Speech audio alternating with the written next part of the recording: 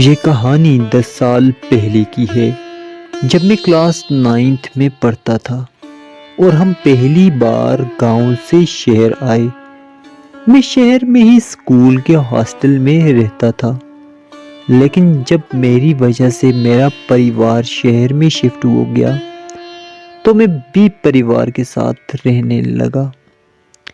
हम दूसरी मंजिल पर रहते थे और नए घर में पहले दिन मैं सीढ़ियों से नीचे चल रहा था तो मेरी नज़र सामने वाले घर पे पड़ी। आंगन में एक सुंदर लड़की थी और ये घर की एक मंजिला था। जब उसने मुझे देखा तो वो अंदर भाग गई।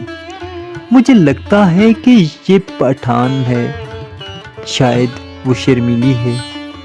अगले दिन लड़की के पिता ने वहां पर्दा लगवा लिया।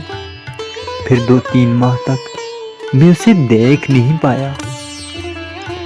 मैंने सोचा शायद कोई मेहमान है और वो चली गई है। सर्दी आते ही मैंने उसे छत पर देखा। वो धूप में बैठी थी, लेकिन मैं शर्मा के सीढ़ियों से नीचे चला गया। ऐसा कई दिनों तक होता रहा और मैं उसे नजरें नहीं मिला पा रहा था।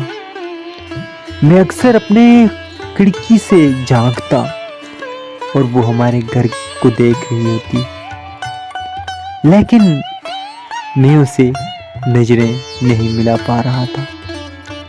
शायद मैं बहुत शर्मीला था।